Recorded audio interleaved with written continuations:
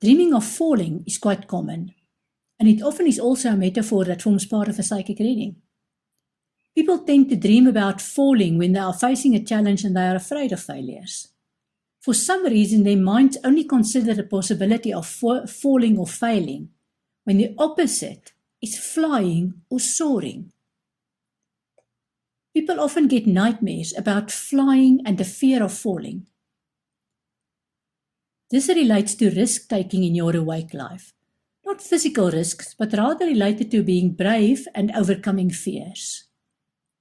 For example, you've been offered or just accepted a new job, and you're still finding your feet. This causes stress and anxiety. And symbolically, you know you want and need to fly, but you're afraid of falling, to the extent that you wake up in a sweat and wanting to scream. We do get challenges on our life paths. And this dream about falling often relates to a career development, for example, being promoted or starting a new job. Of course, you'll feel a bit insecure in your new job. That's natural. When your fear of falling or failing outweighs your desire to succeed, you forget that you're meant to grow into the challenge. If you had no reason to fear failing in this new environment, then you're overqualified and you'll get bored very quickly. Have you ever thought of that? In my experience with many psychic readings, people fear the failure because they are equally afraid of succeeding. A strange contradiction. What if you are meant to succeed, but it will take time? Behind all this is a fear of the unknown and some resistance to change.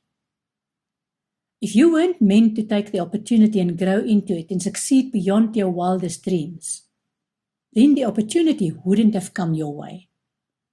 Was God wrong to open the door for you?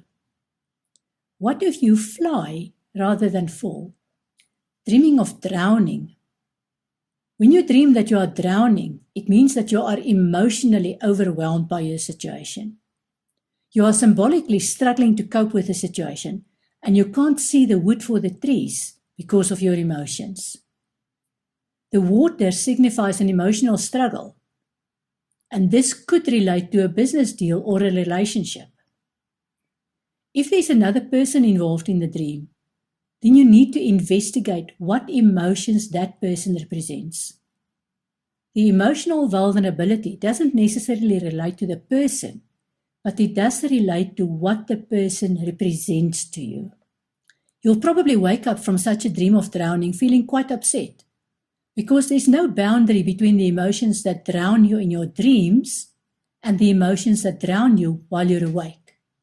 The bottom line is that you need to acknowledge the emotions and deal with them, because that is the only way you will stop drowning. Dreaming of a house.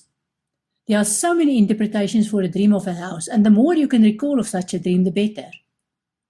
Earlier, I described my recurring dream of my spiritual house. Over the years, the rooms in this dream have changed from just a toilet, which is really unpleasant emotions, to additional comfortable rooms in the basement, a strong foundation, and additional but unused outbuildings, lots of room for growth. The focus has moved from replacing and adding locks, which is finding inner security, and repairing broken windows, which means seeing things clearly and feeling more secure, to having all sorts of plans for using a newly discovered huge room that can take a crowd of at least 50 people, that's sharing knowledge and gifts. The size of the house has grown from cramped with no breathing space when I was in an intolerable situation, to a richly decorated spacious mansion, indicating financial stability, to a palace with many rooms, when I started receiving recognition for my work. Whenever you dream of your spiritual home, you should write down as many details as possible, so that you can look up the symbolic meaning of those details and get confirmation of where you are in your spiritual life. Another common nightmare includes being smothered, where you feel you can't breathe and you can't fight back. This may be because the situation is overwhelming and you want to do everything to escape, but you are being held back, like in a relationship where you have to compromise all the time and there's no regard for your needs and wishes. A dream about being smothered could also indicate that you need your own space. And this is a challenge because you have not set any boundaries. Do you dream about being chased? People also often have nightmares about being chased and having to use all their energy to outrun the enemy. In this instance, the enemy is often inside, where you need to make peace with yourself. But that means capitulating and acknowledging, for example, that you do need to accept your situation and make peace with it, because escaping is not an option. This would, for example, apply to an unplanned pregnancy or the loss of a relationship due to death or divorce. In summary, in this module you've discovered that we dream during the REM phase of sleep when your brain is active. We dream so that we can process any unresolved issues that we did not manage during the day. You now know that you can train your brain to recall your dreams, and that you will have different types of dreams, for example, prophetic or creative dreams. You've probably discovered that night dreams teach you a new language that you can use to unlock the secrets of your unconscious and unleash your creativity. Daydreaming also has a place in that you shape your future with your daydreaming. You've learned that dreams can be interpreted as purely symbols or with a psychological or spiritual meaning. Some of your dreams at night are not unique to you, but in fact reflections of archetypes that reflect the unconscious of everyone across cultures and countries. Daydreaming helps you plan your future.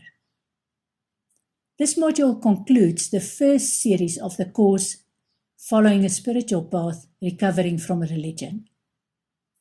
In the next series, we will delve deeper into universal law and how we can be more conscious of those laws to shape our lives. We will explore focused healing and discover the amazing ability of the human body to heal itself. We'll explore the quantum language of the universe and how what happens at quantum level in our bodies shape our thoughts and behavior. Are you aware of the messages in repetitive patterns? We'll explore some of these repetitive patterns such as numerology, crop circles, and the cycles in our lives. You'll discover what it means to eat from the tree of knowledge of good and evil, and you'll finally understand why bad things happen to good people. We'll also explore the roles of angels in our lives. I look forward to welcome you on the next stage of this journey into spirituality.